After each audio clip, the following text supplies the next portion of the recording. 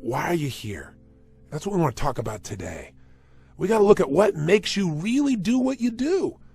Everything on earth has a purpose, and you do too. That purpose provides an inner drive that once you tap into it can give your life immense fulfillment. It'll also give you certainty. Because right now we're in a world that's changing so rapidly that virtually every time you turn around, you hear about something else that's changing. And I personally get to deal with hundreds of thousands of people per year. I see about 250 to 300,000 people a year in my live programs. And I hear so much excitement, and I also hear so much fear about the pace of change. I mean, we've all talked about changes happening so rapidly now and paradigm shifts. All that stuff has become so overused at this point that we've become numb to it. But it's true. Never in the history of the world have things changed so rapidly. So you need to find something that's eternal inside of yourself, that no matter what changes on the surface, this part of you does not change. It's the part you come back to, the part that guides you, the part that really makes you fulfilled. And that's your purpose. Because all of a sudden, when you find out a friend's got cancer, or you turn around and you see that 35,000 people at IBM got laid off, or an entire industry disappeared overnight because a new one was created, it'll give you a way to find some good in virtually anything. Your purpose is available to you at any moment in your life, but you got to know what it is. Before we get into it, let me back up a little bit here. Okay, I have a good friend who's one of the most successful financial people in the country. He works in all these financial markets. He's an incredibly successful businessman, and I know he's working very hard right now on a goal. And I went to visit him recently, and boy, he's working hard and he's going to achieve that goal, but when the goal's finally there, then he's going to be happy. And I thought, no. Each moment we've got to be able to find some sense of meaning for our lives, something that is significant, something that is useful.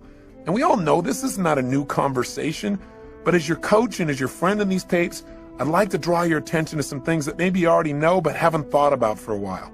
Maybe get you to put some of your focus into the most important area of life, which is enhancing meaning. See, all of us in life have to have a reason to be here. If all you're doing out there is going out and trying to achieve goals, and then you achieve them, then I'm sure you've run into that trip-up wire that says, okay, I've achieved the goal, and now what? Right? You achieve the goal and your brain says, is this all there is?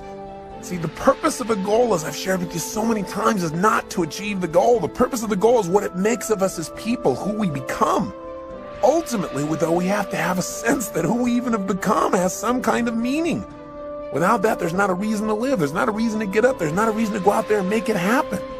What's really controlling this man's life is fear. When people say they're cynical or they're pessimistic, what they're really screaming out to you is, I'm scared out of my mind. I'm afraid to dream again. I'm afraid to think about what's possible. I'm afraid to really put myself on the line and say, I'm going to go for something. I'm going to stand for something. I'm going to put myself in line in a relationship or my business or my vision to make a difference in the world. Because you know what? Maybe at one time this person did that. Maybe they tried it several times and it didn't work and they got pain and pain and pain. Pretty soon they didn't want the pain, so they stopped dreaming. They stopped envisioning. They stopped coming up with meaning. Instead, they try to keep themselves away from the pain by saying, well, there's no meaning in it all anyway. But unfortunately, that gives you the ultimate pain because it gives you a life without meaning. And no one can live a life that's fulfilled without a sense of meaning. See, we've been put here for a reason. The question is why? And the answer, I think, is different for every one of us. It's different for me than it is for you, and yet it's the same. Every one of us has been put here. Every one of us is unique and different and special. And I believe our Creator, if I may use the word God, if I may, God has put you here for a reason. The question is, what is it? God does not create things without a purpose. Everything on earth serves a purpose. Why are you here? What are you here to do? What are you here to become, to create, and to give? These are some of the most significant questions that you can answer in your life. And even when you answer them, I'm sure that as your life expands, you'll come up with better answers as you get more experience and you get closer in touch with your own innermost being and maybe closer in touch with your Creator as well. You say, Tony, where are you going with this? I'm really going to the essence of giving your life what you deserve, which is knowing that there are no mistakes, knowing that every little thing you do has a consequence. It can be a positive consequences if you choose it. The most powerful thing that has consequence in your life, though, is the thing we talk about so often, but I got to say it again, and that is what's really ultimately shaping our lives are our decisions. The first decision is a decision about what to focus on. Where your focus goes is going to determine how you think, how you feel, what you do, ultimately what your life turns out like, what you're able to contribute. The bottom line is we must find an empowering focus out of any situation. The second decision that shapes our life and the meaning of our lives are the decisions that we make about what something means. Meaning is ultimately something we determine. That's the exciting part about it, and that's the scary part about it. And the third decision, of course, is what are you going to do when something happens? See, so much of the fear that we see in life comes from the fact that most of us don't feel like we're in control. We're running around trying to control all the events of our lives. And every single one of us is going to experience multiple situations in our life, no matter how skillful we are, where we cannot control the event, where it's just not something that we can control because we didn't initiate it. Anytime you're dealing with other people, this is going to happen. Anytime you're dealing with Mother Nature, this is going to happen. Most of us in life are so afraid something's going to happen that we can't control, and therefore we're going to get pain, that we try to avoid those things we can't control. We try to shape our lives, where we spend our time, who we spend our time with, what we do, by environments that we feel really comfortable in, where we feel like we're really in control in them. But what that does is it limits the shape and quality of our lives. We've got to be willing to put ourselves out there to discover what we're really capable of when we're put in environments when we don't know what to do, when we don't know what things mean, when we're not sure. It's in those environments that we grow the most. It's in those environments that we discover more of our true purpose as human beings. It's there that our character is shaped. You know, so many times we set goals or we have dreams or we have plans and we work our tail off and it doesn't come out the way we want. And a lot of people come out of those situations disillusioned or angry or resentful or frustrated. They look for someone to blame. But you know, sometimes I really truly believe that not getting your goal is part of the design. It's part of the game plan, causing you to dig inside and discover more of yourself, to really begin to use your real capacity as a human being, those traits that are within you that only expand when they're challenged, when demands are made upon them. You know, I truly believe that God is not so much interested in our convenience as he is in our character. You know, and I also believe that because something hasn't happened right away when you wanted it and designed it didn't work out, doesn't mean it's not going to happen. It's really a test of how committed are you. It's really a test designed to make you become more. God's delays are not God's denials. Unless you give up, of course. If you don't do your part, then of course whatever you've envisioned will never come to be. But we have to be willing to continue to put ourselves forth and know that events will show up that we can't control. So let me ask you a question. You go, okay, I understand all this, Tony, but how do you ever have a sense of certainty in a world that's changing all the time, where you set goals, you do all the right things, and it still doesn't always turn out right? How do you live in a world where suddenly something can happen? It could take away your whole business, or, you know, a storm could come and take away your home, or some calamity could happen to your personal family, or a disease could hit, or someone could die. How do you deal with all that? And the answer is, you have to know the one thing you can control is not events. What you control is what things mean to you. And therein comes the secret to life. Because no matter what happens in your life, the meaning of what has happened is yours. You get to determine it as long as you're conscious and you don't allow the people around you to teach you what to think. And as long as you don't just go on automatic pilot and allow your nervous system to make up connections that are false. Let me give you an example of what happens to people. Certainly by now you realize that what you do as a human being is primarily driven by your need to avoid pain and your desire for pleasure, right? But see, all of us have learned through life that certain things mean more pain than others. And so some people are driven by their fear, right? To experience the emotion of fear is the most incredible, painful thing they could ever imagine, so they'll do anything to avoid being in a fearful situation. Other people are driven by their desire to feel the sense of adventure. Obviously, they make decisions differently. They focus on different things in life. They can walk in the same room as someone who lives in fear, and they're going to notice different things. They're going to want to sit in a different place. They're going to want to try a different kind of vacation than someone who's trying to focus on how to be secure. What drives you? Are you driven by guilt? Are you driven by your past? When we use the word driven, the word drive, it really means to guide, to control, or to direct something. So what's guiding you? What's controlling you? What's directing your behavior? What's directing your focus? What's directing the meaning you're pulling from your life? What is it? Is it your parents? Is it the competition you have with somebody else? Is it wanting to prove somebody wrong? Is it your desire to contribute? Is it your desire for joy or happiness? Or is it a sense of purpose that's driving you? A sense there's something out there for you to do. There's something you're designed to evolve into, to become, to share, to give, to create. You don't even know what it is. But you're willing to trust that each day more of it's going to come out. See, whatever drives you That's what's shaping your life. And the challenge is that most of us never consciously decide what we're going to have drive our life. See, we're not stimulus response animals, but we can be stimulus response animals. Our nervous systems are designed to help us. They're designed to be a source of decision making. They're designed to help us very quickly when we have an experience, figure out what is the source of that pain so we can avoid it in the future. What is that source of that pleasure so we can have more of it in the future? But when we don't think things through, when we don't think things through in an empowering way, when we don't have faith that there's a higher meaning, we tend to settle like animals for the lowest meaning that we can find. Well, this is happening because I'm a bad person. This is happening because there's something wrong with me. This is happening because I'm just destined to fail.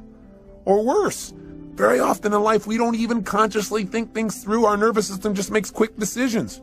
Hey, every moment you're alive, whenever you have a significant amount of pain, your brain says, hey, what is the source of this pain? And it uses 3 criteria, I'm sure you remember, to determine what the source of your pain is. It looks for something that is happening about the same time you're having the pain that is unique. Because after all, you weren't feeling pain a moment ago. You got pain now. What's unique about this situation? It looks for something that is recent. Something's happening about the same time you have the pain. And it also looks for something that is consistent, something that whenever you've had pain in the past, this has also been a factor in that situation. Let me tell you how these 3 criteria can help you.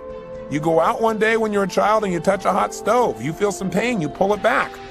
Your brain says, okay, what was unique to that moment that gave me the pain? It looks around and says, this burner, right? And it says, what was happening about the same time I felt the pain? I was touching this burner. And what's consistent about it? Well, maybe nothing until you do it again. After doing it 2 or 3 times, or maybe one time because it hurt enough, maybe one time is consistent. It's like when somebody says to you, you always do that. I don't always do that. Yes, you do. You always do it. I've done it one time. Yeah, but, well, that's always. Well, human beings can make a one time consistent if it's painful enough. So the bottom line is, what do you learn? Your nervous system learns you don't grab burners. Right? You just don't do that. And so in the future, when you're trying to make a decision about what to focus on, what things mean and what to do, and you're going by a burner, one of the options is not to go grab that baby, just for fun. So as basic as this lesson is, we fail to realize that this simple system that assists us so much in making decisions because it helps us discover what is the source of our pain or our pleasure so we can avoid the pain, gain the pleasure in the future. This simple system can be misguided or misinterpret information. See, here's how it works. I'll give you an example. I was doing a date with Destiny only a couple weekends ago, and several people were having major challenges in their life. And one lady just couldn't get herself to really have any meaning in her life. And as I kept digging, the real problem that she had is she felt lonely because she felt disconnected, because she wanted to have someone she could share her life with. But she couldn't get herself to do that. Why would you guess someone couldn't get themselves to be able to share their life? Not hard to figure out, is it? Pain. Person obviously, as I guessed, had a painful relationship in the past, which she had. It was so painful that she'd linked up in her head that marriage, because she'd had a previous one that was painful, equals death. Well, that'd kind of keep you away from getting into a closer relationship, right? How did her brain do that? Well, she said she was in this relationship. It was so great. But after they got married, this man became physically abusive, verbally abusive. He basically did everything he could to control every aspect of her life. And the worst thing of all, when she finally developed the courage to divorce this man, he threatened not only her life, but he also threatened their own son's life. Now, when that happened, she got linked up. Marriage equals death to not only me, but potential loss of the life of my child. That's even more than the loss of her own life for her. Well, it's not too hard to figure out that if your brain says, why am I feeling this ultimate pain? And it looks for something unique and says, well, because I'm married. And then it looks around and says, what was happening about the same time I felt the pain? Marriage. And you say, what was consistent during the pain? You go, marriage. Pretty soon you're going to avoid marriage, but it doesn't stop there. Her brain also linked up that the cause of her pain was something else too, men. Because after all, what was unique? I had this man around. I was married to a man, right? And then secondly, what else was going on? Well, about the same time I was feeling the pain, I was with this man. And sure enough, what was recent? This man. Right about the time I had the pain, he was there every time. So sure enough, all of a sudden she's avoiding all men. But it didn't stop there. She also linked up that the reason she felt this pain was because she trusted. So as a result, her brain linked up unconsciously, if you trust, then you will die. Now, I would say to you the opposite is true. If you don't trust, if you don't have faith, then you instantly die internally. You may not die physically, but you die emotionally. Because anything that's worth living in life requires faith. It requires trusting. It requires knowing that you can get out of the chair and walk on this floor And when you step out on the floor, you don't stop and have to analyze, can I do this? And you don't weigh everything and think about your weight and the structure of the floor and what's underneath it. You just trust. Otherwise, you'd be immobilized. You have to trust to drive a car. You have to have faith to enter a relationship. You have faith to start a business. You have to have faith when all of a sudden somebody at this company says these 35,000 people are gone. You have to have faith that if you're one of those 35,000, that there is a better plan for you and that you will now act on that faith and take action and find that better plan, that better solution for your life. You must have that. When you lose trust, you lose meaning. When you lose meaning, you lose your life. Again, maybe not physically, but certainly emotionally. And when you lose it emotionally, the physical loss of life often is not that far behind. Medical researchers are now proving that the mind-body connection is not some psychobabble, but a physical reality, that the way we think and the way we feel about our lives affects us physically. In fact, Dr. Chopra recently shared with me that there is a new study that was done in the state of Massachusetts where they began to study what causes someone to die of their first heart attack before the age of 50, where they never get another chance. In other words, what was the number one risk factor they wanted to know? And they assumed that what would cause someone to die from just their very first heart attack, never get another chance, would be a person just had so much cholesterol in their body wasn't able to recover. And they found out that was not the number one risk factor. Then they thought, well, maybe they had diabetes. Maybe it was more of a genetic factor. They once again disproved that theory. What the Department of Health, Education, and Welfare for the state of Massachusetts states in their article clearly is the most important risk factor to determine that you will die of your first heart attack and not get a second chance is what they call job dissatisfaction. You got to have a deeper meaning for your life than, oh, I'm on that grindstone again, or I'm on that treadmill. No wonder most people in life turn to alcohol or drugs or television. And even then they can't find something to entertain themselves. Even then they don't sense any fulfillment because distraction does not create a life of significance. Distraction does not create joy. Distraction will not give you what you're seeking. Drugs will not change your life for the better. Right? What they'll do is hurt you. They'll create pain. And there are all kinds of drugs. Anything that doesn't expand you as a human being or allow you to share more love and joy with others in a natural way that enhances your physiology and your mind, your emotions, and your spirit is something you probably don't need. You got to grow. You got to expand. You got to contribute. You got to know that you're here for a purpose. There are no mistakes. There is a meaning. Even if you haven't found it yet, you must discover it. And you know what? For most people, they don't discover the meaning of their life until their life is over. What a sad place to be. Or until they have a life-threatening illness. Or until somebody very close to them that they love is about to leave them. You don't have to wait for the pain to discover the meaning. So, well, how will I know when I found the purpose of my life? You decide what it is. You discover it and you decide this is it. And maybe later on I'll refine it. I probably will. But for right now, this is why I'm playing the game of life. This is what it's about. Every day, if I'm just being this way, if I'm just doing these kinds of simple things with other people, with myself, then I know I'm on track. I know there's a reason for my existence. We all have that. Now, I know you know the story of Viktor Frankl, right? The man who wrote Man's Search for Meaning. Here's a man who's in a Nazi concentration camp with pain everywhere around him, knowing at any moment he could be gassed or maybe spared. And if he was spared, he'd have the unique privilege of going out and taking the dead bodies out of those gas chambers, putting them in the big ovens. Talk about intense. And yet somehow in the midst of that pain, he found a deeper meaning. The meaning was that even though he was in pain in the moment, that somehow, someday he would survive this and he would come to share the story so that this would never happen to other people in the future. He couldn't find a meaning in the moment. He found a meaning in the future. And for most of us, the meaning that we want for our lives is here today, and it's preparing us for an even greater meaning in the future if we'll just use all of our life's experience, the pain and the pleasure, to become more, to prepare ourselves for whatever it is that our Creator has brought us here for, to prepare ourselves so that at the moment of truth when we are needed, we will deliver. And my real belief is we're going to be delivering all along the way. It isn't something that someday you're going to do. It's something you every day are doing. You know, my former spouse, Becky, just recently lost her father. And it's been a tough time for her because in a very short period of time here, she's lost both her mom and her dad. And that's an event you cannot control. And God knows we tried. You know, 3 years ago when they told us that her father had cancer, they told us that he would die within a period of anywhere from 3 to 6 months. And we just did not allow them to tell him that.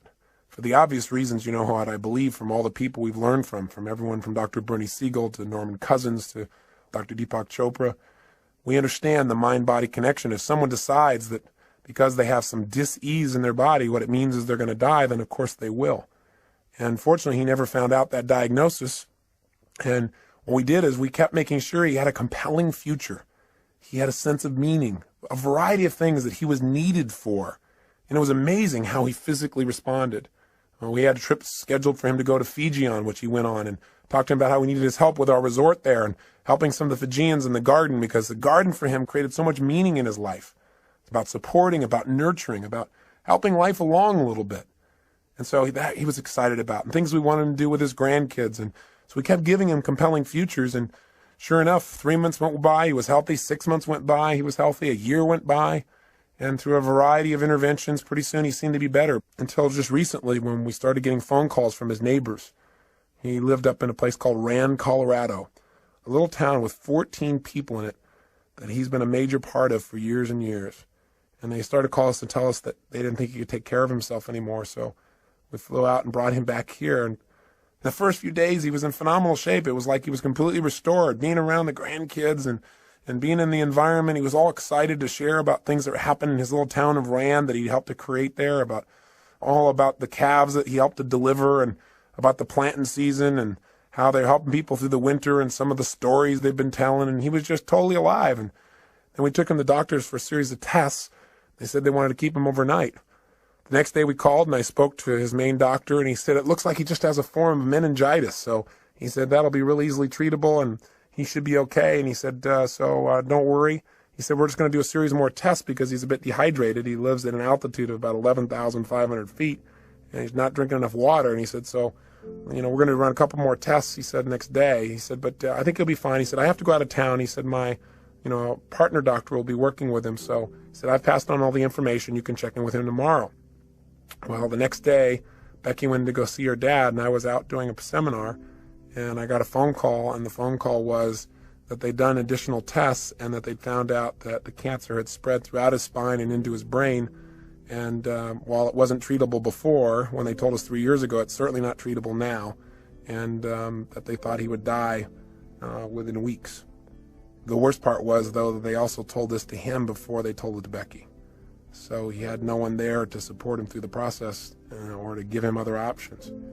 When I found this out, I became so angry with the doctors because I focused on how he'd violated what we asked him to do, and how the other doctors should have told his partner doctor not to tell him yet, to allow us to talk to him, to prepare him for the situation. That it was so harsh, it was so unfair, and the meaning of it was that it was going to really harm him, that all of a sudden he would give up hope. And what I wanted to do was lash out. Unfortunately, I didn't lash out. Instead, I started to focus on what's happening to Cecil, what can I do? So went to go see him and talk to him, and it was unbelievable. He looked like he just aged 10 years in a day. Because what had happened is he had no future. There was no purpose in fighting the pain or trying to make things happen or, trying to tell stories or do anything, because after all, you're going to die anyway soon. And that was kind of the way he was interpreting it. And sure enough, no matter what we said, he just didn't seem to respond. He just seemed to go into a total stupor. And for the next day and a half or so, he just sat in a corner, and he really didn't say very much or communicate very much. He just said not to bother with him, that he was fine. But he didn't open up emotionally. And I just sat down with him, and I cried, and I told him how much I loved him and how much Becky loved him and how he needed to share with us what he was really feeling, because holding that back wasn't protecting us from pain. We just felt separate from him. And that he could choose what this was going to mean for his life. The doctors had told us 3 years ago that he was going to die within a matter of months then. And here he was 3 years later. I said, what if you would have just sat around for 3 years in this little corner doing nothing because you thought you were going to die any day or any week? I said, that'd be pretty crazy, huh? And he started to laugh. And I said, look at this. I said, you can't just sit off in this corner. Hey, you might die tomorrow. You might die in 6 weeks. You might die in 6 months. You might die in 6 years. You might die in 10 or 20 years and really screw these people's brains up. I said, it doesn't matter how long you're going to live. What's going to matter is how you're going to live while you're here. And I said, you've lived an incredible life. In World War II, you were a pilot, You were a businessman. Now you're this guy who's touching this little town up in Colorado where everybody knows you and cares about you and loves you because you love them. I said, you've raised these incredible kids. I said, if you're going to go out in style. Go out because you decided to go out in an energy that you want to, where you really enjoy your life. Don't just shut down because somebody told you your life's over because you buy into it. Don't do it. And then he said, well, you know, Tony, he said, the truth is, I'm not afraid to die. And he said, everything he said is true. He said, you know, my life has been so rich. And he says, I feel like, you know, I've lived my purpose now. You know, I look around and I see my kids and I see what they're like as people, and I see what I've done, and I think maybe it's time for me to go now. And I said, listen, if you're deciding to do that because you really want to go, I said, then, you know, I love you. I mean, he said, you know, I'm going to cry, and I'm not going to try and keep you here, and neither is Beck, because we love you. I said, but at the same time, don't leave because somebody tells you it's time to go. He said, well, I don't know. I said, well, when it's time to go, you'll know. I said, and you can go consciously. You can decide when it's time. You don't have to wait till the pain is so intense you can't stand it. But at the same time, don't go any quicker than your meaning is done. And I think right now you're teaching your family a lot of new lessons. He said, yeah, that's probably true. And I said, so what do you want to do? How do you want to do things? I said, let's get your Fanny out of here. Let's get about. And we had this great conversation, talked about all kinds of things. I won't bore you with the details, but I let him know that he never have to worry about his daughter, and that she had become the kind of person he could always be proud of. And it was amazing because the next 3, 4, 5 days he came to life. All of a sudden there was a purpose in things again. All of a sudden he was alive. He'd go out by the pool and tell stories and so forth. And he went over to the polo grounds and did all kinds of just really great things. And then I went away for a seminar, and I came back 2 days later, and it was like he was gone. He could barely even talk. He's having a difficult time holding himself up. We had to have round-the-clock care for him. Pretty soon, he wasn't able to carry on a conversation. He would start talking gibberish and start seeing things that were invisible and point to them. And we could tell the end was coming. And as the end started to come, there was more and more pain and tears, and we felt it all. And I also, at the same time, reminded ourselves that, hey, we're making this thing that it's lost because of our short-term thinking about this man and his body and his presence, but his life will live on beyond his physical presence here. And for him, what it probably means is freedom. Finally be free of the painful body he's been in for so many years. For him, it's a chance to be with his wife, Becky's mom, a chance to be with other loved ones. There was another meaning that could give you joy at the same time you're feeling pain. And so we tried to focus on those. And then one night I got home, and all of a sudden I was called by the nurse, and she told me that Becky's dad had just passed away. And I had to share it with Beck, and we cried and we talked, and at the same time she felt an incredible sense of peace for him. It's amazing how instantly how we felt could change just by changing what we focused on, from our loss to his gain, to the feeling of joy for him to be free. We couldn't control the event, but we could certainly direct our own minds by thinking beyond ourselves to something deeper, to a deeper meaning in life. I got back yesterday from going with Becky up to this little town in Rand, Colorado. It's a little town I'd never been to before, but Becky had been there many times, and I got a chance to see where Cecil lived and the impact he had. He didn't really want a funeral. He never liked people who, quote, put on airs for anything. He was a simple man with simple values and a simple mission. And when I got there, I looked around, and he never explicitly said what the mission of his life was, the purpose of his life. But in a town of 14 people, and we went out to this gravesite to put his body into the ground, and suddenly person after person started showing up. We knew all 14 people would be there because we knew he'd touched them all. They all loved him. He was the storyteller.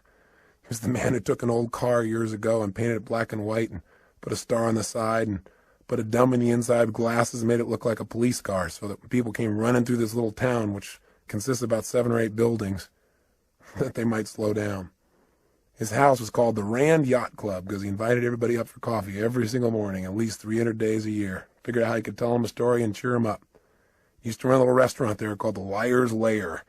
The reason was because he had people, he'd tell people stories, and he'd tell the wildest tales and get people to believe them. Sure enough, after about 10 or 15 years, they began to realize that some of these things were stories. And they all laughed as they told me stories about this incredible man who touched their lives. But when we got to the gravesite, not only did 14 people show up, but in this little town that's 4 hours outside of Denver, people came from all over. People came from Wyoming. People came from Denver. Pretty soon there were 100 people at a gravesite where there's not supposed to be a service to honor a man who touched their lives. And so we said, we don't have a formal service because that's not what he wanted, but before we put his body in the ground, does anybody like to say anything? And they all talked about how he touched them, how their life was greater because he was such a loving soul, that his smile had touched them, that his stories had touched them, that just his manner, that he was a lover of people and animals, that because he'd been in this town, their lives would never be the same. And people who'd come through the town just for a day, just his little kindness. He was a man who said, if you can't say something nice about somebody, don't say anything at all. He never said a negative word about anybody. In fact, one man, probably the most telling tale of this man's life, he said, Cecil's the kind of guy, he said, I sat down one day with him and said, what are you doing about all those rodents that keep stealing all our animals? Are you poisoning them? Or are you shooting them? Are you trapping them? Are you killing them? What are you doing? He said, because they're taking all my stuff. And Cecil said, no, he said, I just plant twice as much. I thought, what a life. What a man.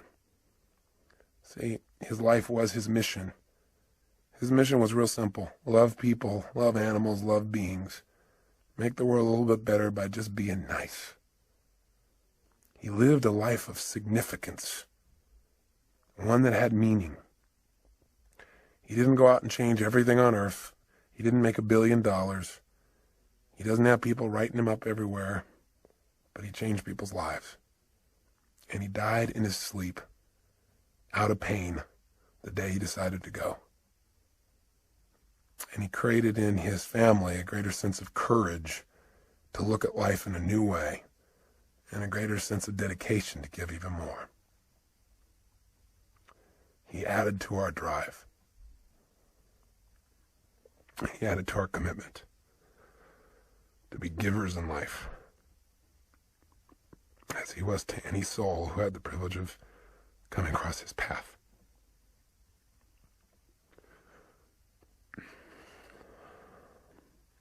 I hope it also makes you think about what's most important in your life. I remember an interview with Michael Landon in Life magazine when he knew he was going to go. And he said, quote, somebody should tell us right at the start of our lives that we're dying. Then we might live life to the limit, every minute of every day. Do what I say. Whatever you want to do it now. There are only so many tomorrows. If you and I are going to live our lives fully, then maybe sometimes we can take the experiences of those around us and learn from them. We can learn that in all of our lives we're either warnings or examples. Cecil's life was an incredible example. He didn't think anything in life was insignificant.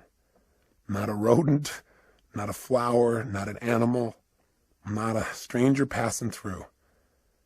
He lived by a philosophy that they also live in Fiji. By the way, Fiji was his favorite place. One of the last things he told me was the happiest time of his life, the last few years, were the trips he took to Fiji.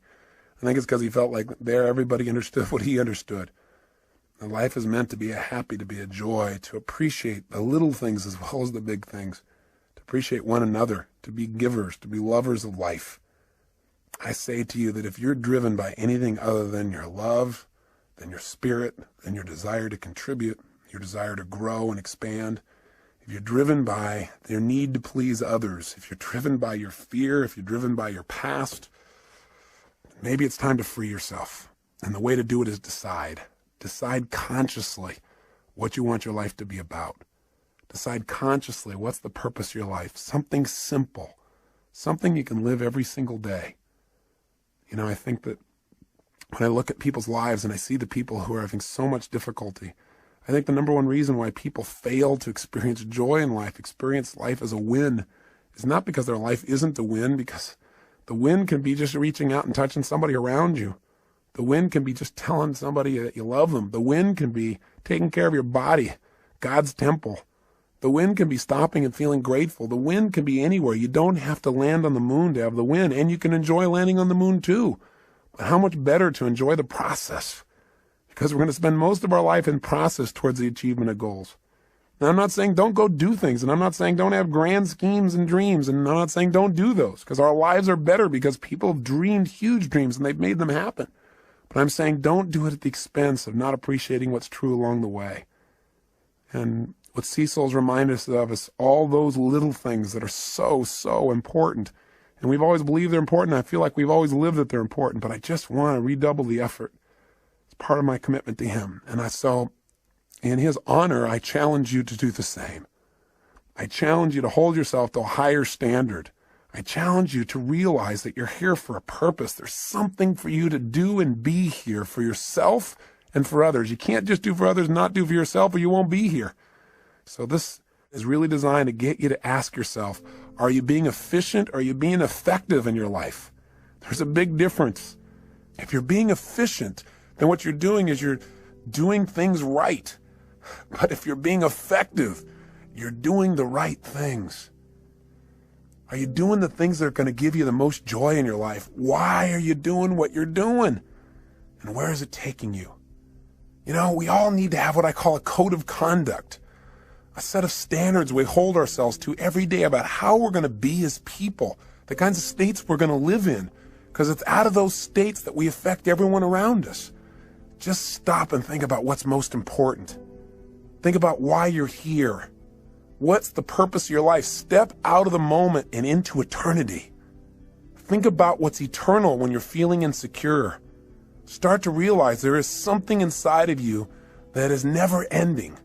That there's something inside of you that is unchangeable. And that's the part of you that knows what is right, what to do, and why you're here. So, you know, it may sound metaphysical, it may sound religious or spiritual. Call it whatever you want. But know that the bottom line is that you are here for a reason. And that it's a special reason that only you know. And it may be that you haven't found it because you're looking for something huge. And it may be that you're living it right now, you're just not appreciating your purpose. Maybe what you're doing right now is your life purpose, this thing that you detest most. Or maybe what it is doing is giving you the challenge to really discover something within yourself that'll allow you to give and be more. Because life is about two things, being and doing. How are you going to be as a human being? I mean, ultimately our destiny is who do we become as people and what do you do? What do you contribute? That's what it's about. That's what gives us a sense of fulfillment. A life of significance is one of growth and contribution. It's one where you decide what your life's about. Simply, what are you here for? Are you here to live, to learn, to grow, to share, to love? What are you here for? I'm asking these questions. I'm hoping you're thinking, not just listening to me. What is the special plan for you? You've got to discover the purpose of your life. There is a plan. There is something here for you that's different than anybody else in the world, and you've got to discover what it is. And the best way to discover is just trust your instinct and say, what is it? If it was simple, it was clear, and I was living every day, why am I here? Because if you never discover your purpose, how can you ever win the game of life? How can you really enjoy it thoroughly?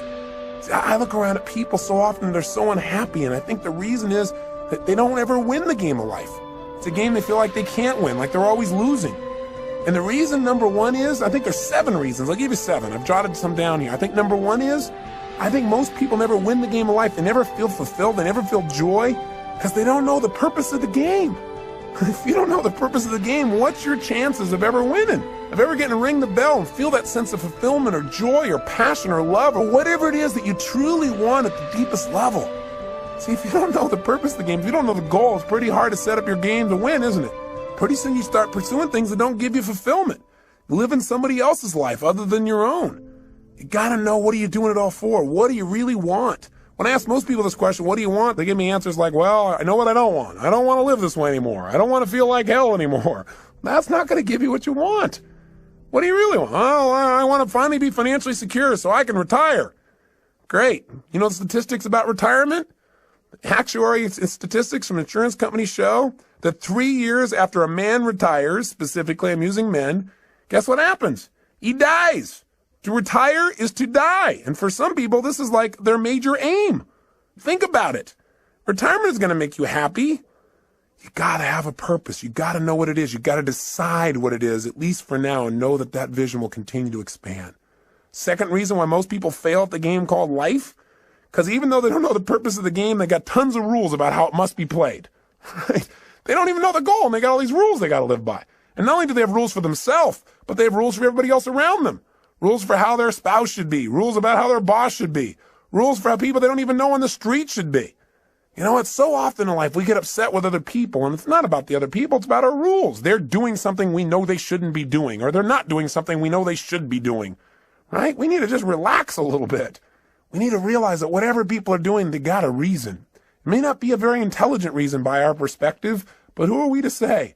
And you know what? And maybe it isn't an intelligent reason by lots of people's ideas, but you know what? It is a reason. I mean, it all comes down to how do we wire ourselves as human beings. See, whenever you see somebody, you think they're doing something crazy, have some compassion. Are there any stupid things you've ever done in your lifetime? Or crazy? I would hallucinate based on my own personal experience. The answer may be, you betcha.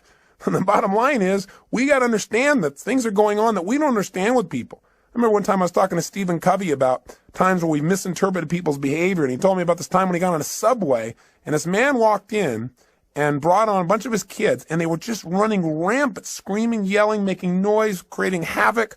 And, you know, Stephen's more of a mellow, centered kind of guy. He doesn't like that kind of environment, even on the subway. And the bottom line is, you know, he didn't want to say anything, but he found himself getting more and more irritated. And the man seemed to be just ignoring the kids, like, you know, it didn't even matter what they were doing. So he found himself finally to the point where he actually spoke up. So Stephen turned to him and said, you know, do you think you might want to do something about these children? And the man looked at him and said, oh, yeah, I guess I should, huh? He said, we just got back from the hospital. Their mother just died. He said, I just don't think they know how to deal with it. He said, quite honestly, neither do I. Stephen said he felt like absolute garbage. And he said it made him from then on realize whatever's going on, there may be something else going on as well. It made him have compassion. It gave him fewer rules for other people in his life. Not a bad idea. But we were talking about people that don't succeed in life, and why don't they succeed? One, they don't know the purpose of the game. Two, they got tons of rules even though they don't have the purpose. How'd you like to be in a game, and you're trying to win, and you don't know the goal, and you got a zillion rules you got to live by? That'd be pretty frustrating, wouldn't it? Well, add step 3 to it. Here's the third reason people fail to win the game of life, and that is because their rules are in conflict. We've got all these different special rules where we contradict ourselves, where in one situation you're supposed to be one way, and in another situation you're supposed to be totally different in order to be effective. See, if you got a bunch of rules in conflict, which most of us do, you're going to have pain. You're going to have frustrations in your life. Here's the fourth reason why most people don't win the game of life. Because even when the person plays by the rules, they don't always win. In other words, you do everything right, you don't always get rewarded. You give your all. You put your heart and soul on the line. You do everything right, and still sometimes it rains on your parade. Sometimes, you know, a storm comes down and beats the death out of your crop. All of a sudden, you're in the Midwest, and the flood comes and destroys all you've worked on. You know, that kind of messes your brain a little bit. You start saying, hey, you know, why even try? There's no meaning in this. Everything I do is for naught. That's worthless.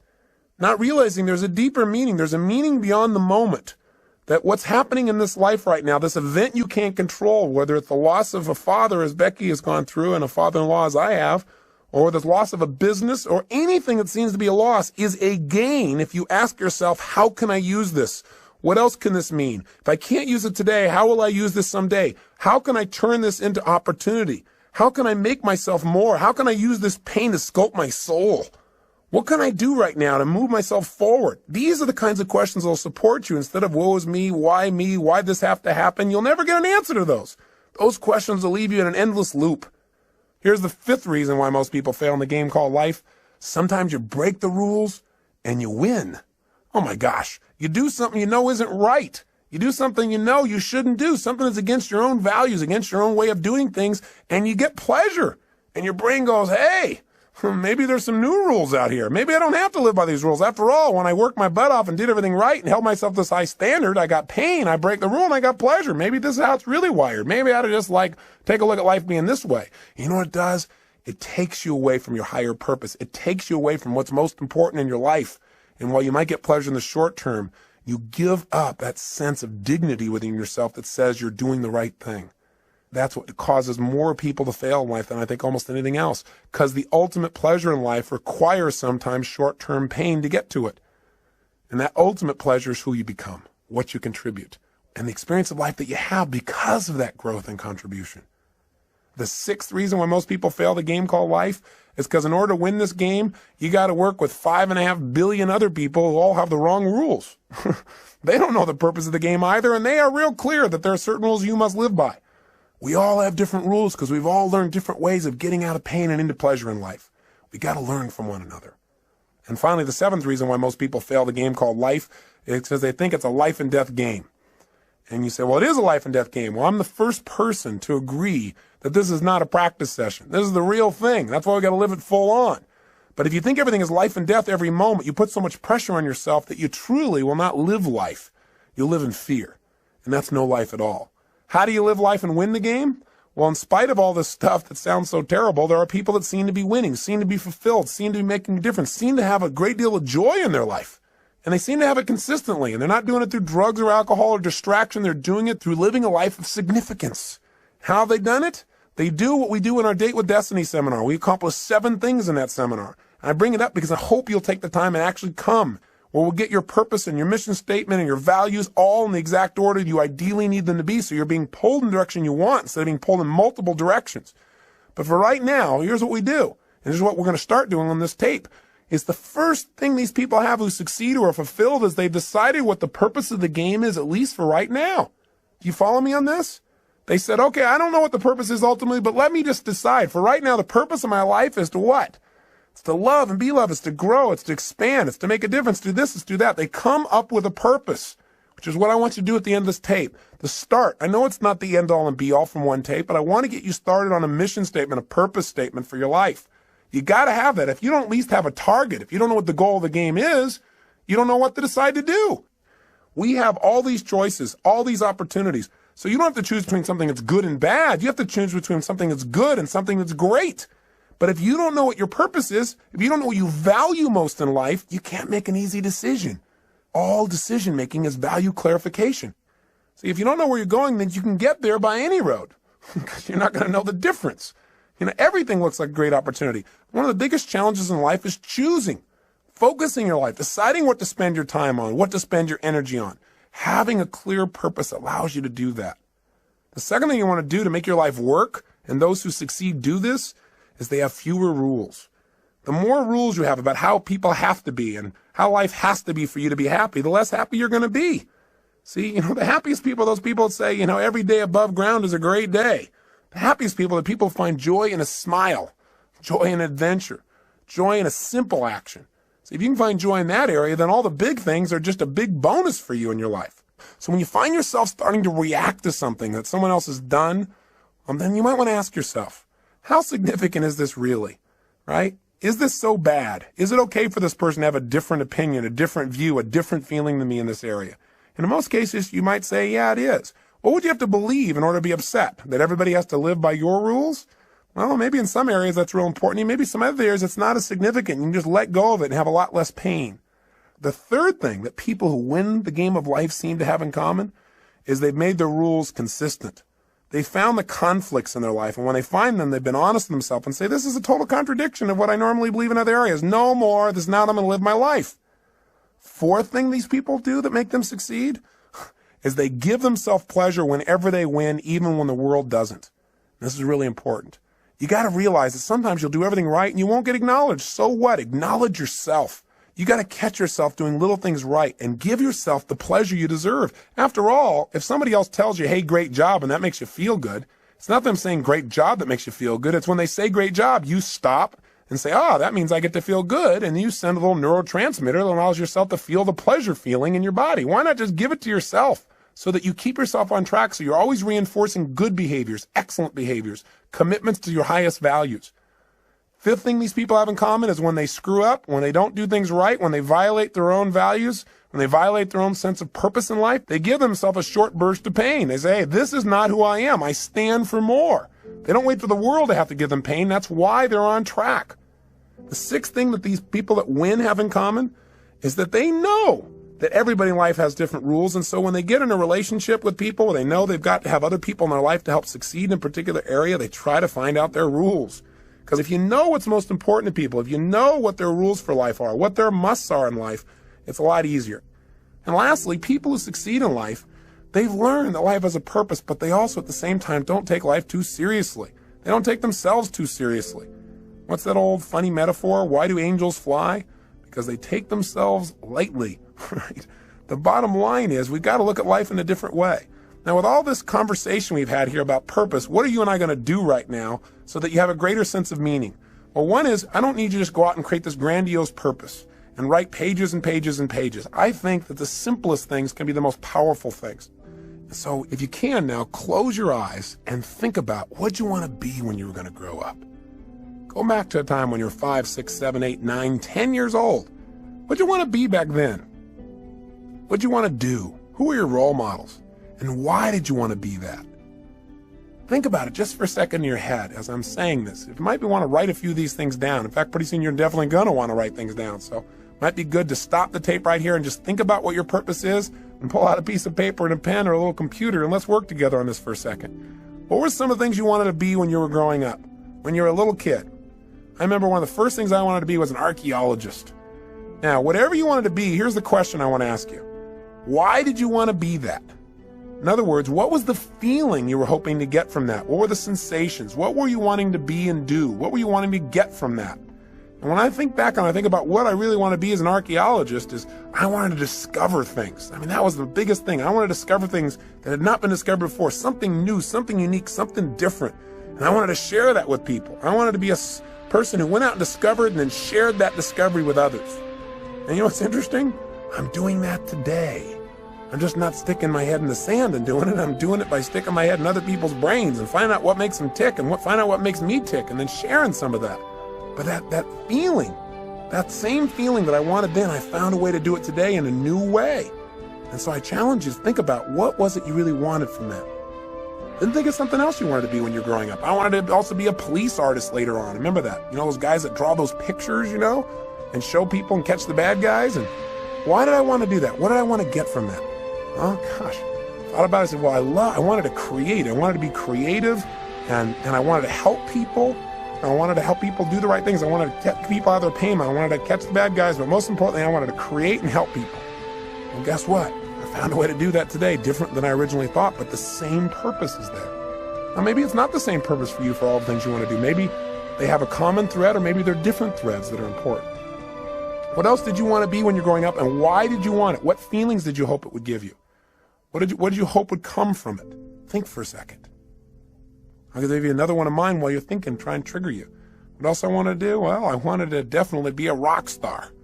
I wanted to be able to entertain people, to change their emotional states, to use my voice and my face and my body to give people more passion in their lives. And now I've found another way to do that. Plus, I get to work with some of these people. The other day, I got a chance to go to the Aerosmith concert. I kind of grew up listening to those guys. And I found out that Steven Tyler and some of these guys are fans of mine as well. Went backstage and I met Tim Collins, who's their manager, and he told me a phenomenal story. He said that years ago in the early 80s, when Aerosmith was in really bad shape, the guys were hooked on heroin and they were losing everything financially and the group had broken up, that he decided he was going to turn it around. And he read 2 books, Think and Grow Rich and a little book called Unlimited Power. And he said that what he learned there gave him the inspiration and some of the tools and strategies to get himself off heroin and coke. And then he did a group intervention and helped the other guys do the same. And these guys are now on a mission. They're totally clean. And they're Evian water drinking guys that are out there sharing their rock and roll and their message, and they're doing it healthfully. I got a chance to meet Steven Tyler, who's just an incredible guy. I mean, these guys have been touring for 23 years, giving their all passionately every day. I feel like they're brothers. And it was really interesting because he said, I watch you on TV all the time. I feel like we're walking the same path, And he said, I listen to your tapes. And he said, we really have the same mission. He said, do you think you'd get together with us and do a gig for us? I said, what do you mean? He said, well, the guys on the weekend. Could you maybe do your gig for us so we could all participate on the weekend?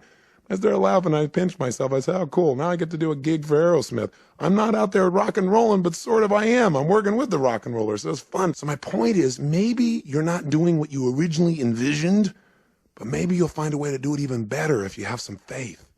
Maybe if you keep developing yourself and you know at least the emotion you want, the contribution you want to create, you'll find a better way. Most importantly, before you can find a way, you got to know the essence of what it is you really want. What is that purpose? That's what I'm really asking you about.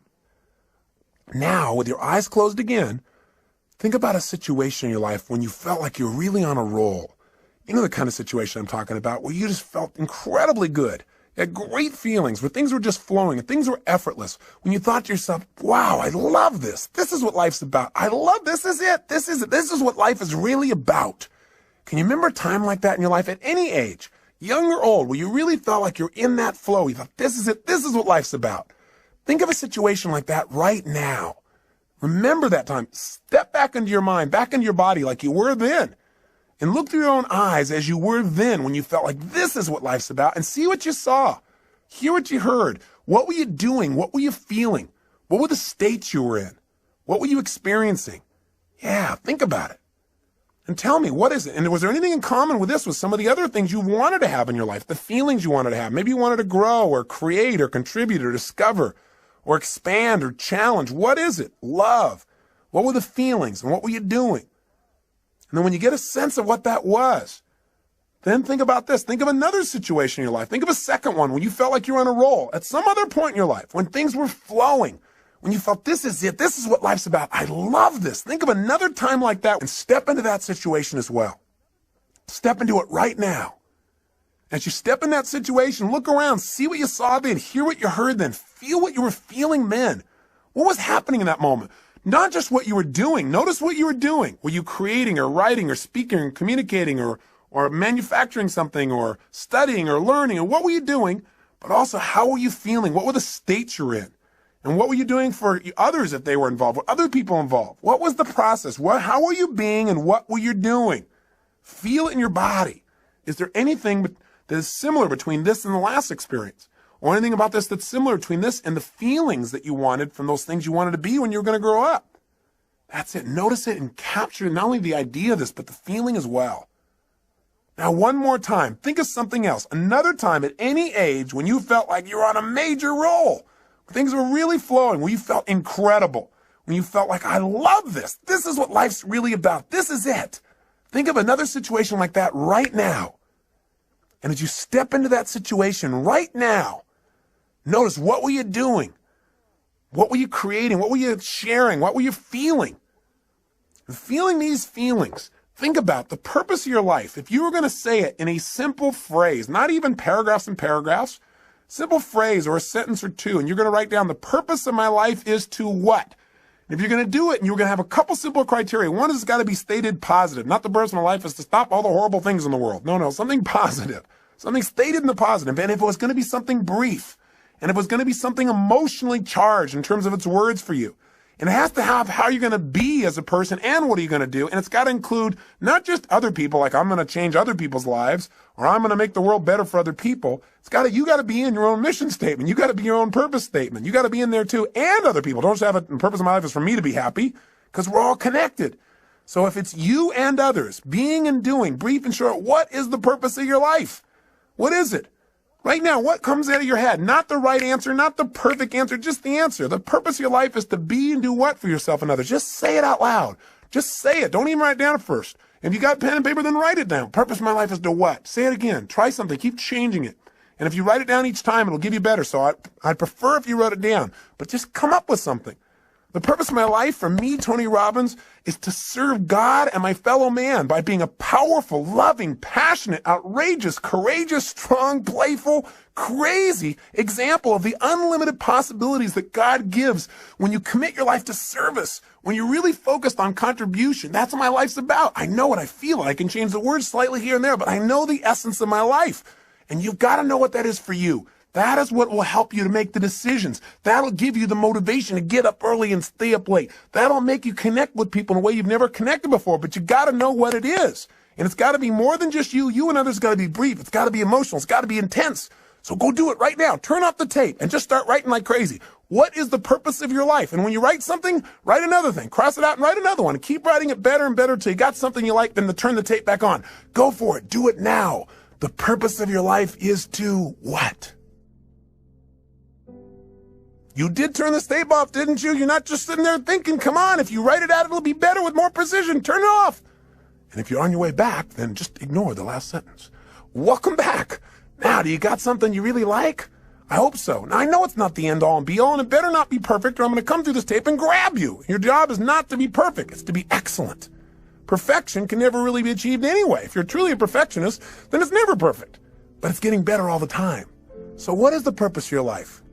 And how does it feel when you think about this is the purpose of my life? Now let me give you one other criteria. Did you write it so you can only achieve it once you die? If so, change it. Because we don't want you to have to die to achieve your purpose, which is what some people have. It should be something you can experience every day. You know, whatever you do, Whether you're just sitting at the lunch counter, you're walking through a grocery store, you're going and conducting your business, I don't care what it is. It should be something you can feel. And you got to find what that is for you. And how to language that, at least for now, so you know the goal of the game. With that, your life takes on a whole nother dimension. So as you go out over the next month, try something. Take this purpose statement and keep it in front of you. Put it in the system you use for managing your time and keeping your to-do list. Put it up on the wall nearby. And as you look at it each day, don't just write it and forget about it.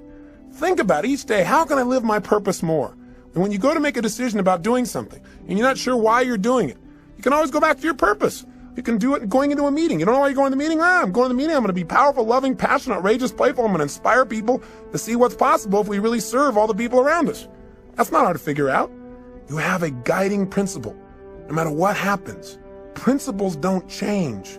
The essence of who you are will not change. The environment may change, the vehicles may change, but what's inside of you won't. Now, let me say one final thing to you before I send you off and have you take some more time to work on your mission statement.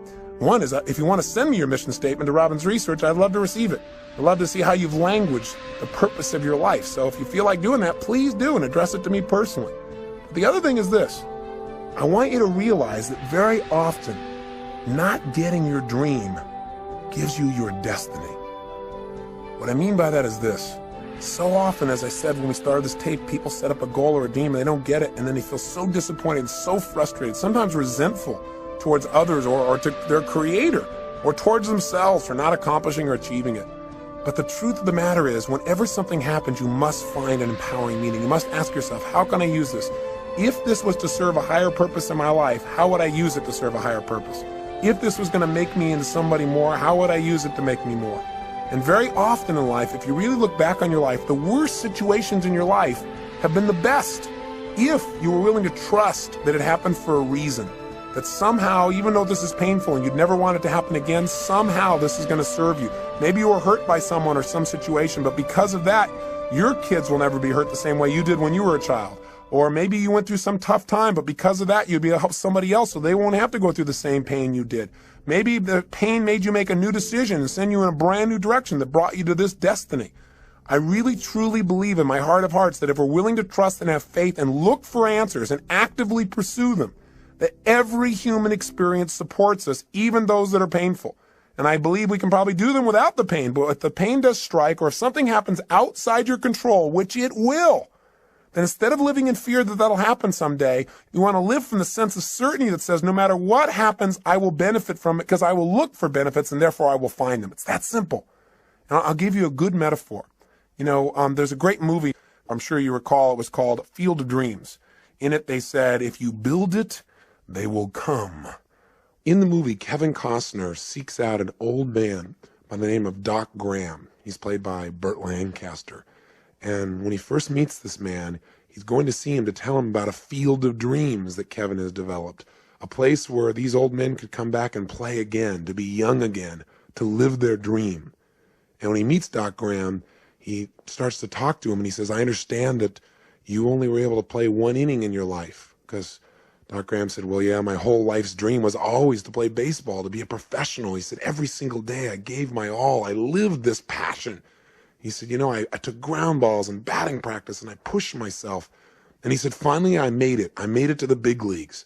And the whole season went by without my being able to play. And finally, at the end of the season, in the 8th inning, the coach looked over at me and said, kid, I want you in right field. He said, I was so happy. I couldn't believe it. I ran out onto the field. And he said, I stood out there in right field waiting for somebody to hit it to me, waiting for my chance. And nothing happened. Then when we came back in, he said, my turn to bat never came. And the next year, they, without giving me another chance or even giving me a chance, they sent me back to the minor leagues. And he said, I just couldn't take it. I couldn't take going through that again, so I quit. And Kevin Costner said, oh my God, that's unbelievable. What incredible pain, what devastation. That must have destroyed you. I mean, for any man to be that close to his dream and have your dream pass you by as if it doesn't even know it's you. He said that must have been the most destructive, painful thing. That's a total disaster. And Moonlight Graham said, no, son. He said, Playing baseball for only 5 minutes was not a disaster. Playing baseball for only 5 minutes was not devastating. What would have been a disaster, what would have been devastating, is if I'd only been a doctor for 5 minutes. You see, if I would have hit that baseball, that might have been the bigger disaster, because then I never would have come to this little town. I never would have saved this man's life, or delivered that little girl, or got to know the people that now are my best friends in the world. He said that would have been a disaster. In other words, sometimes not getting your dream gives you what you really want, what you really need, what you're really destined for. And if that part of the movie didn't give it to you, they followed up with another scene. Finally, there's a chance, Kevin Costner makes arrangements and he said, listen, there's this field of dreams. You can come on it. You can be young again. You can live your dreams still. And he brings Moonlight Graham to the field with all the other players. And when he steps out on the field, he's young again. And he's wearing his uniform, and he can feel the warm sunshine on his body again, and these youthful muscles, and the smell of the fresh cut grass, and the baseball in his hand. And finally, they're beginning to play. And just as Moonlight Graham is finally stepping into the batter's box, finally he's going to get a chance to get that hit in life, in professional baseball, his dream. Right at that moment, there's a scream in the stands, because Kevin Costner and his brother are having a conversation, and his brother doesn't see these players on the field. He doesn't have the faith to experience the beauty and the joy and the fun and what's right there in front of him. He can't see it because of his lack of faith. And as they're arguing about this, he accidentally turns and knocks Kevin Costner's daughter off the top of the stands. She falls and hits her head, and she starts turning blue. And so all of a sudden they start yelling, oh my God, what are we going to do? We got to save her. She's dying. And all of a sudden Costner says, we need a doctor. And just as he hears those words, Moonlight Graham is about to swing the bat, and he says, I'm a doctor. He starts running full blast to help this child, but all of a sudden he stops. And he looks down, and there in front of him is the foul line. The foul line that divides the field of dreams from the other world. And he knows if he crosses it, he can never go back. He can never live his dream. He doesn't hesitate anymore. He immediately steps across, and he saves the child's life. He loses his dream, but he lives his destiny. The moral is very simple. Inside each one of us, there are desires that we have for our personality, those things that we want to avoid pain and want to gain pleasure for. But there are also moral needs. There are those needs inside of us to go beyond ourselves to something greater, to something more. To give of ourselves in a way that maybe we've never given before, maybe a way that won't even be acknowledged, but will give us the greatest sense of fulfillment we've ever dreamed of in our lives. I say to you that if what you've tried so far hasn't worked, all it is preparing you for more. But don't wait for the ultimate day when you save a life. Start saving a life today by enjoying the one you have. Start saving a life today by touching the people around you. Do what Cecil did. Be a person that loves people, animals, beings. Be a person that when things don't go you well, plant twice as much. Be a person who gives more than anybody else gives, and you'll be living your purpose, no matter how you language it. Hold yourself to a higher standard, and someday you'll see something more dramatic, but along the way, you'll enjoy the joy of knowing that you're living your life's purpose today. Isn't that what life's really about? Not waiting till someday, living it today. Hey, I want to thank you for spending this time with me. I am so grateful to God to have the opportunity to connect with you as if we've been friends for years, and we've not even met. But I hope in this time together that you've found some strategies, some tools, and maybe found a piece of yourself, reminded yourself of the truth of how unique and special you are. Not in an egotistical way, but everyone is. Everyone is unique and special in some way, and to think less of yourself is to slap the face of your Creator. You've been given gifts, and it's time to make them real. And Getting the Edge has been about sharing with you some of those tools, and the most important ones are taking that time for yourself. Please do that for yourself consistently. If you did nothing else out of this but that, I promise you, you'll see your future unfold, and you'll hear the whispers of destiny. You'll hear the guidance that's within you. But you got to take time to be alone and do that. If you do it every day, you'll see a change. If you go through that results workshop and just change anything you're not willing to settle for anymore and be honest with yourself. If you take and make those relationships magnificent and not settle in this area either, my God, everything in life changes when you've got someone to share it with that you love. Everyone you've ever been in a relationship with is a bonus to you. It's one of God's great gifts. But if you can find that soulmate, you got everything. And I have to say that for me, finding my soulmate, finding my wife Sage, was the richest day of my life, and every day is richer because of it. I hope for you, my prayer for you, is you find someone like that you have that kind of love for, and they have that kind of love for you. Or if they're there, that you treasure them, and you find a way to make that juicier every single day. If you do that, and on top of it, you energize and alkalize and get that vitality in your body. You master your finances, turn your emotions into your friend, and you find your purpose. And the life you create will be so much greater than your dreams. Your old dreams will seem like cartoons by comparison to the life you're living. And if you're able to make those kinds of changes, you'll be able to stand proud knowing you're the one that did it. But I'll also have a special pride of knowing that maybe I helped in some little way to guide you deeper into connecting with yourself. Because the ultimate edge is connection with yourself, with your Creator, with your friends, with your family, with life itself. And if you do that, then these 7 sessions were certainly well worth both our time. So I wish you well, my friends, and for now I say so long. But I hope I'll see you sometime soon and you'll share with me the story of your success and what you've done. Please email me, write me, or come see me this seminar. I'd love to meet you personally. But until then, make sure that every day is lived to the fullest. Don't settle for less than you can be. Be one of the few who do versus the many who talk. And be sure to live with passion. God bless.